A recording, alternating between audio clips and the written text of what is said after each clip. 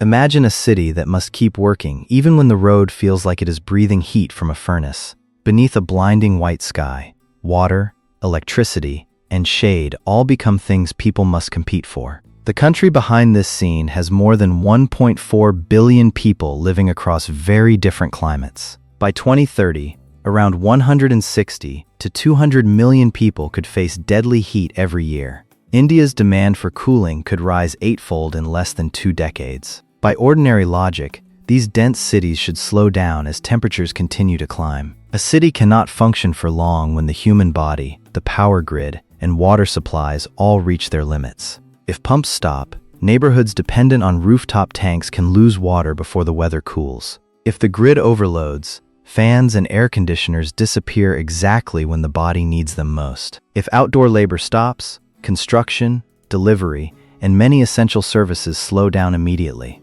Yet these cities still wake every morning, produce, trade, and continue to expand. People change working hours, search for shade, store water, and turn every cool space into survival infrastructure. Cities are also introducing early warnings, reflective roofs, and heat response plans. This is India, not one single landscape, but many overlapping climate realities. Its long struggle is not only against heat, but also against water stress, polluted air, and unequal adaptation. The story begins in a land long shaped by the alternating rhythm of dry seasons and monsoons. For centuries, seasonal rain determined when fields were planted, wells refilled, and rivers returned to life.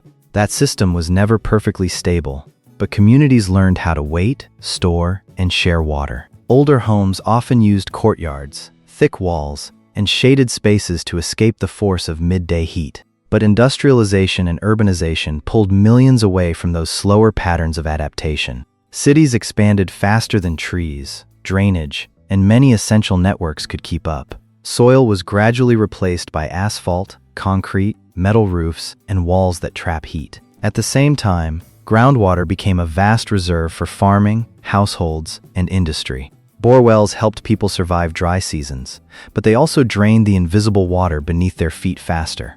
Electric pumps and irrigation demand turned groundwater extraction into a system operating at enormous scale. In cities, vehicles, construction, factories, road dust, and burned fuels all make the air heavier. The smallest particles do not remain on the street.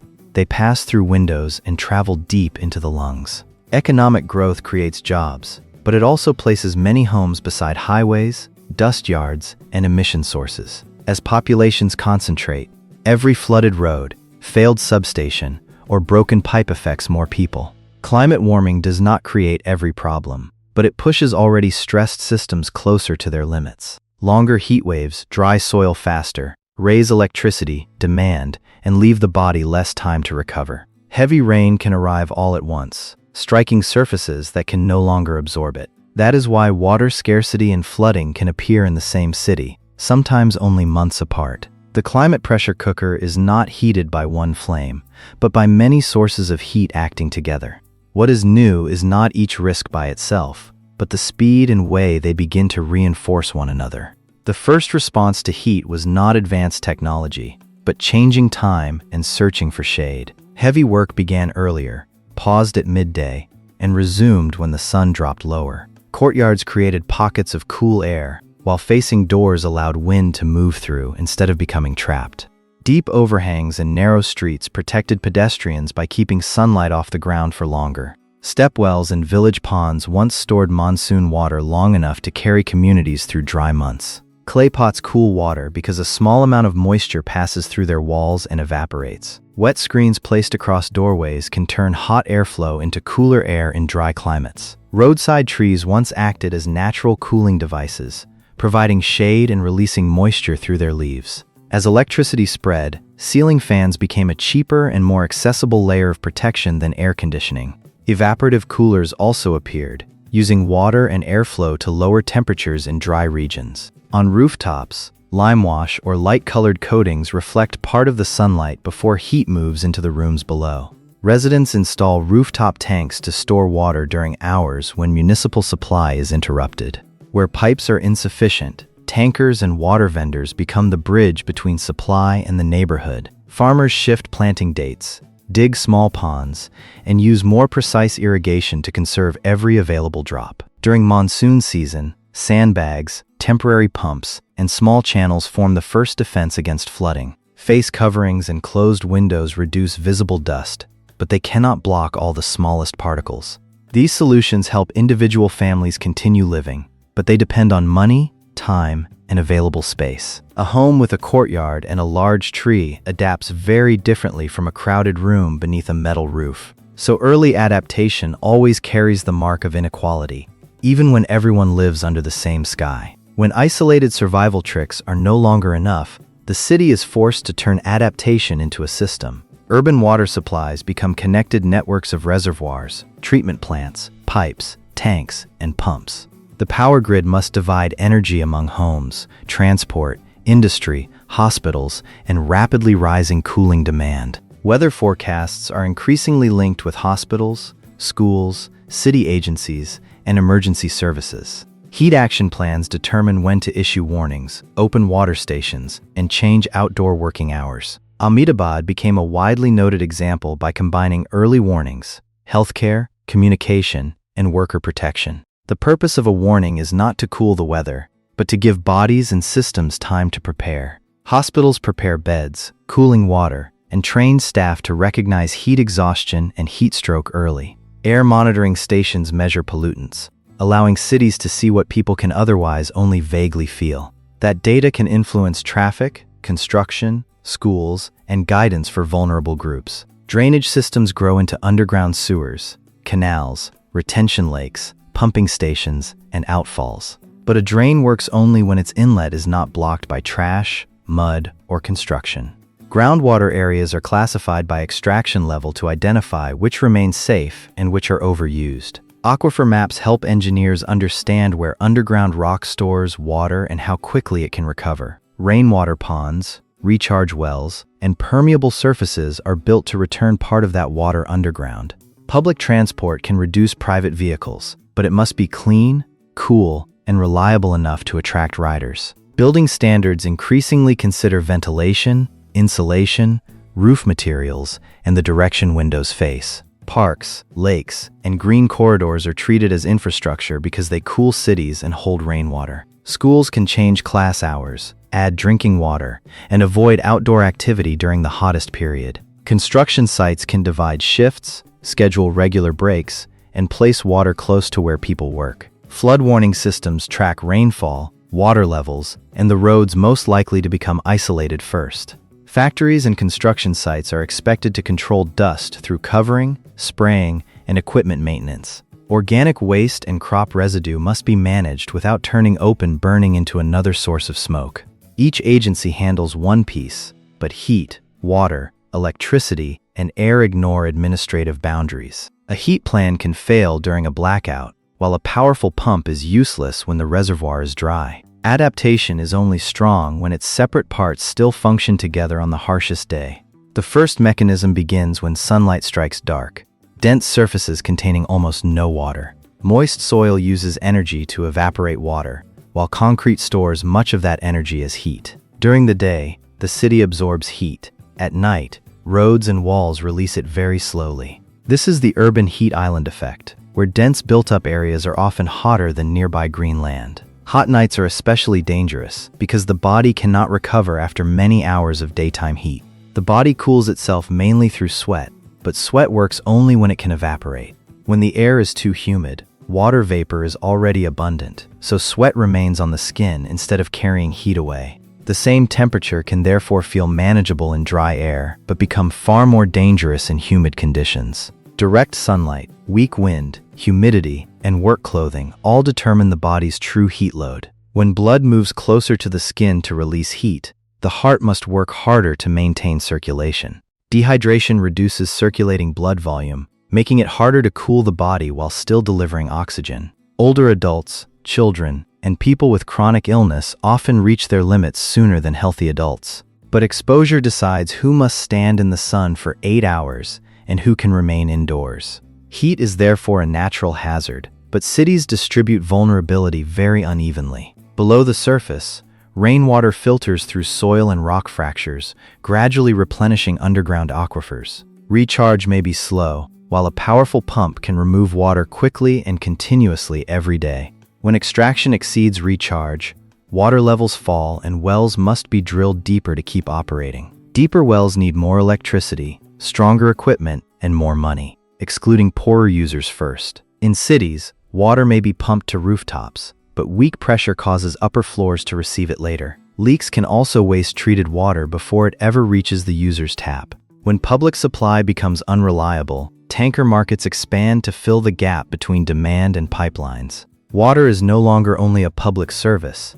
It becomes a commodity whose price rises with scarcity. Monsoon rain seems to solve scarcity, but large volumes arriving too quickly often flow straight out of the city. Sealed surfaces prevent water from soaking into the ground, while small drains cannot handle sudden runoff. Homes built over old ponds, lowlands, or drainage corridors further reduce the space water once occupied. The result is a city that may be thirsty before the monsoon, then flooded by water it cannot retain. Fine particles in the air are small enough to pass through many of the body's natural defenses. Some come from transport, industry, construction, fuel burning, soil dust, and sources beyond the city. Wind can disperse pollution, but still days allow contaminants to accumulate near the ground. When warm air sits above cooler air, it acts like a lid that traps pollution below. Air pollution does more than cause coughing. Long exposure also burdens the heart, lungs, and blood vessels. Heat and dirty air can reinforce each other because both force the cardiovascular system to work harder. Air conditioning cools a room by moving heat from inside to the outdoor air.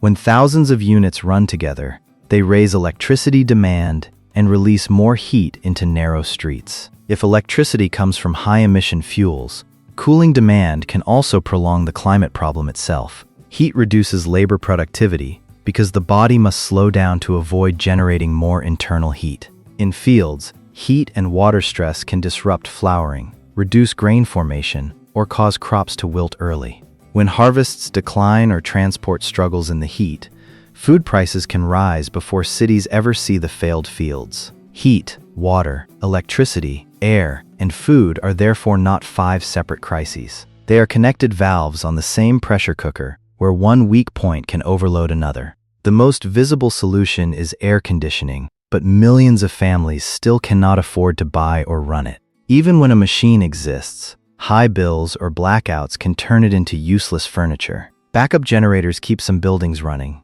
but they add local noise, heat, and exhaust. A water tanker may save a neighborhood today while hiding the continued decline of the aquifer below. As wells deepen, pumping costs rise, and the water may carry more minerals or contaminants. Artificial lakes and concrete canals move water quickly, but they can erase land that once absorbed and filtered it.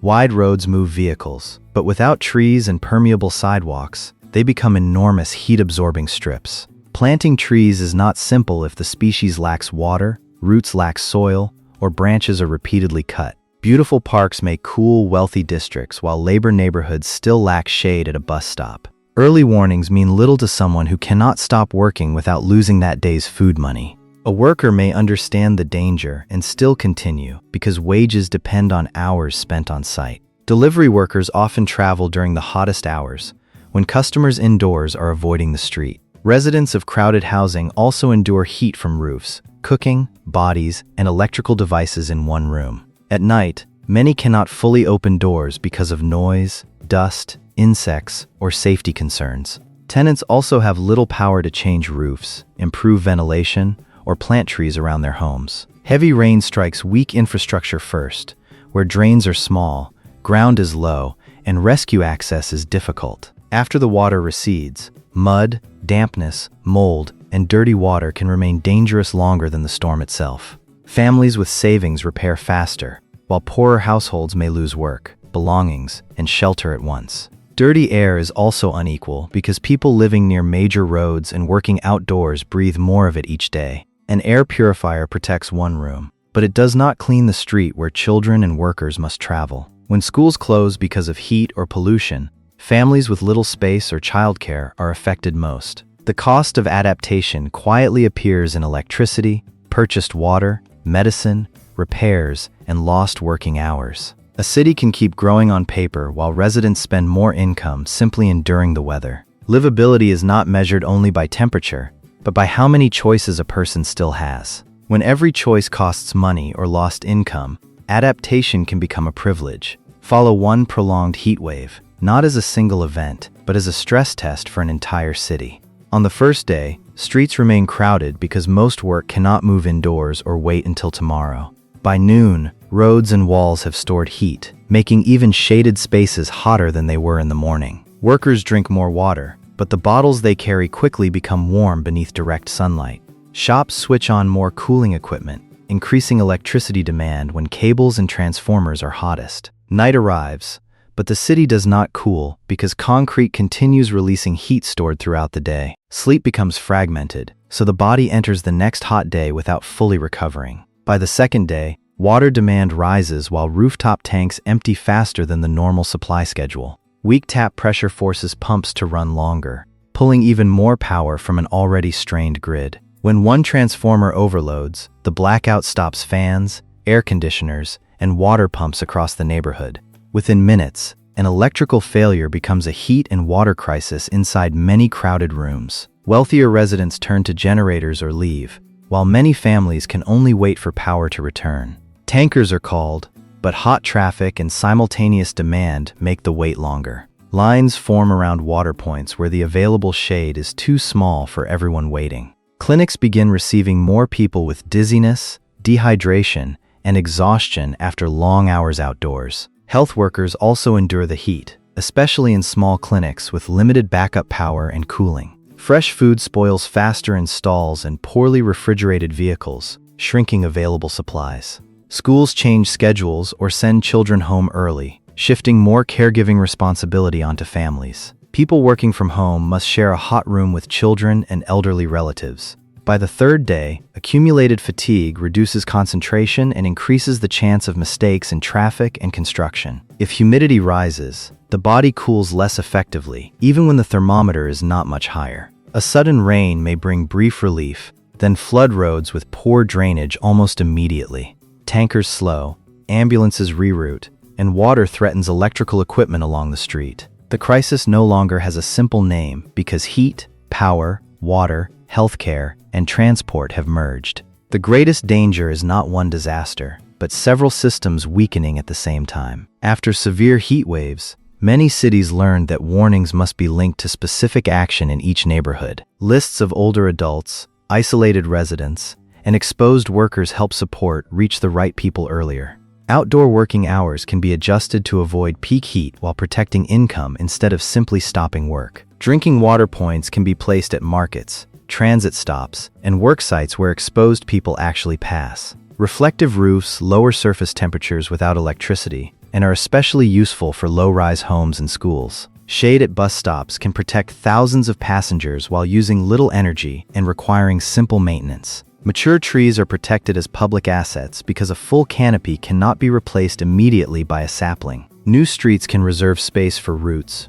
rainwater, and tree canopies before giving all the ground to vehicles. Ponds, lakes, and wetlands can be restored to hold rain, recharge groundwater, and reduce flood peaks. Rainwater from roofs can be directed into tanks or recharge wells instead of flowing immediately into drains. Treated wastewater can serve industry, landscaping, or cleaning, preserving cleaner water for household use. Meters and leak detection help cities find lost water before drilling more wells. Clean buses and shaded walking routes reduce emissions while also limiting direct heat exposure. Cleaner stoves and better waste management reduce smoke inside homes and across neighborhoods. Crop residue can become material, feed, or energy instead of seasonal smoke. Community clinics can be trained to recognize heat illness before mild symptoms become emergencies. Satellites and sensors show which neighborhoods are hottest, but residents know why each alley behaves that way. Technical maps must therefore be combined with the experience of vendors,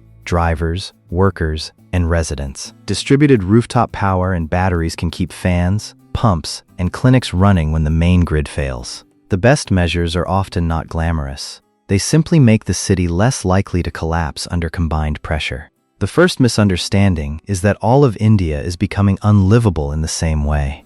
In reality, risk varies greatly by region, season, humidity, terrain, infrastructure, and economic conditions. Many places still enjoy comfortable seasons, reliable water, and stronger adaptation capacity than others. The second misunderstanding is that extreme heat is only a continuation of India's historically hot summers. A warmer baseline, denser cities, and hotter nights have changed the danger of summer. The third misunderstanding is that enough air conditioners could solve the problem. Air conditioning saves lives in many situations, but it cannot replace trees, reliable power, good housing, and the right to rest. The fourth misunderstanding is that monsoon rain ends water crises as soon as the first storms arrive. Water remains useful only when it is stored, cleaned, distributed fairly, and returned underground. A large population increases pressure, but poor design and unequal distribution determine when pressure becomes crisis. Poorer people do not suffer more because they adapt badly,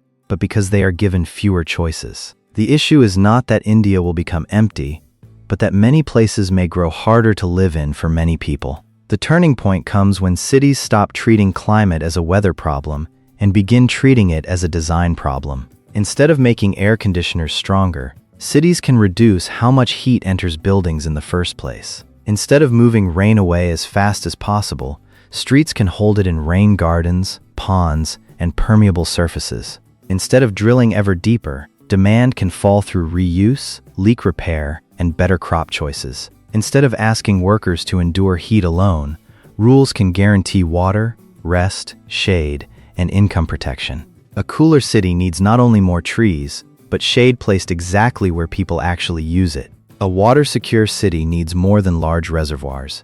It must protect every small recharge area between homes. Cleaner air requires action on transport, fuels, construction dust, waste, and regional pollution sources. Health, electricity, water, transport, and planning data must be shared before the crisis begins. But data matters only when warnings reach people without smartphones or access to formal networks. Adaptation must be measured in the hottest room, the most flooded road, and the most dangerous work shift.